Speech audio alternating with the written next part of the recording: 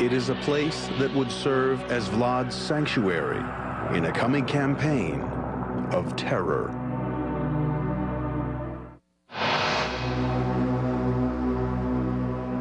"1,500 feet above the river Arges, on a perilously steep mountain, lie the ruins of an ancient fortress called Castle Panari.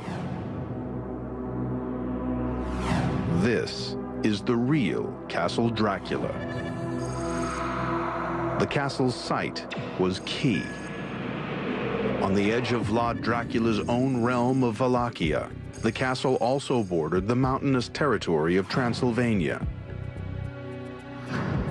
Even today, it remains a remote and forbidding place. And the investigators need to climb 1,480 steps just to get to it.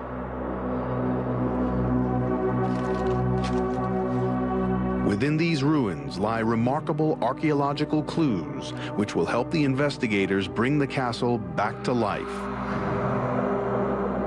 For a prince bent on achieving absolute power, this was a prime strategic location. And you see here to the south, we have Vlad's lands, his Wallachia. And of course, 50 miles beyond those mountains, you have Târgovește, his very own capital city. But of equal importance, and over here to the north, you have Transylvania. Transylvania, which of course included a couple of Vlad's strongholds. And equally importantly, this was the prime position from which he could deal with those pesky Transylvanian Saxons. Transylvania is home to the rich Saxon merchants whose wheeling and dealing threatens Vlad Dracula's grip on power. Since he needs to act swiftly in building the castle, he resorts to unconventional techniques and slave labor.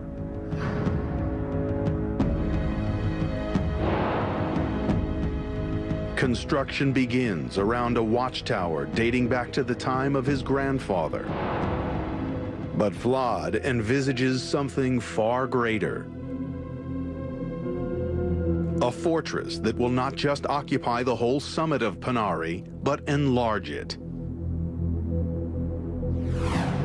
Clues to how he did it are encoded in the ruined walls that still surround the castle. They give it its strange two-tone appearance, with red brick sitting on top of a gray stone base. It is a very, very unusual structure because of the combination of the stone and the brick. I would have expected here to have seen the whole thing constructed in stone. Perhaps it was actually easier to build in brick. It certainly would have been an awful lot quicker. Though they stand on a narrow mountain summit, these walls are a staggering 9 feet thick.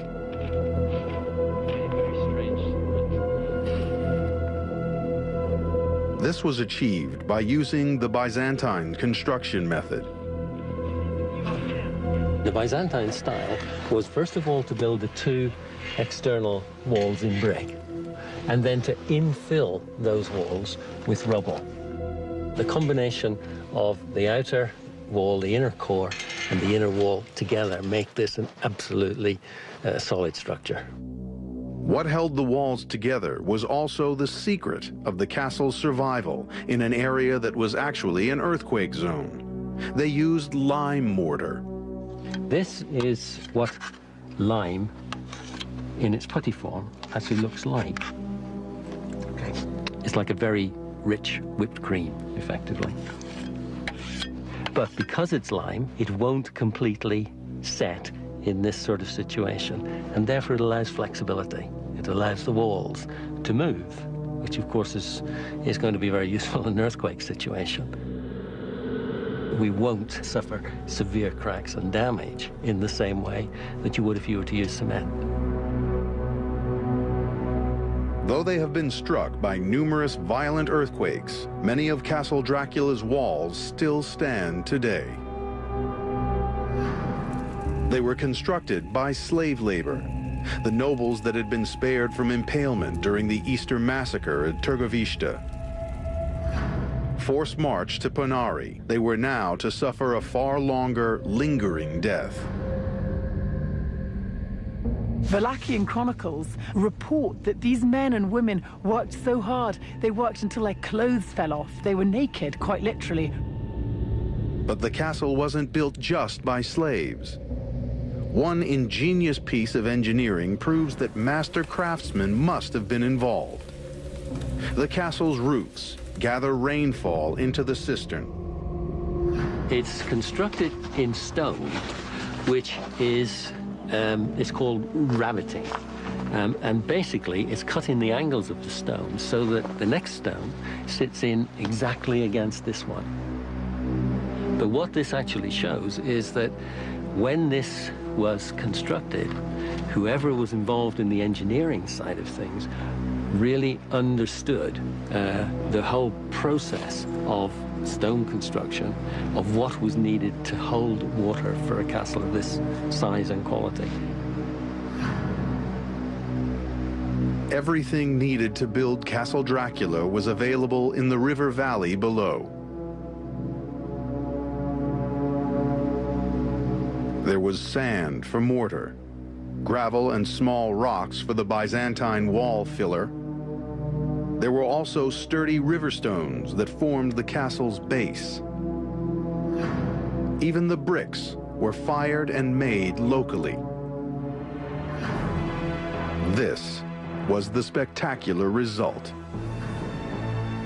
When it was finished, the castle filled the entire summit, approximately 32 feet wide by 180 feet long.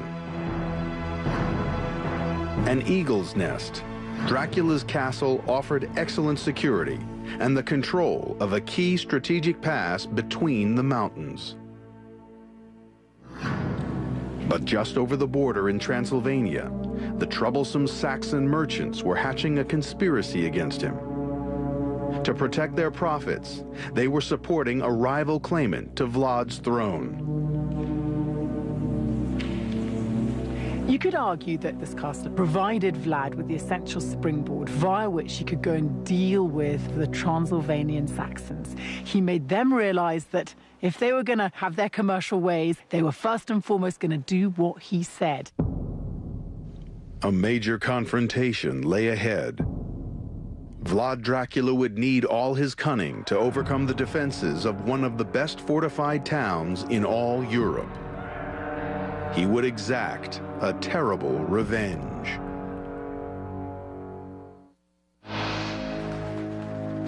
German chronicles report that in 1459, Vlad Dracula, the real-life Romanian prince, embarked on a campaign of terror. It was so savage that the name of Dracula would never be forgotten. Rallying his troops at Bran Castle, he marched into Transylvania. Saxon merchants were plotting to overthrow him. He intended to punish them. Their base was in Brasov. Concealed within the modern-day city are the fortifications of what was medieval Transylvania's richest and most well-defended town. The Saxons had been siding with Vlad's enemies. They were untrustworthy and they were foreign anyway, so in Vlad's book, that's fair deal.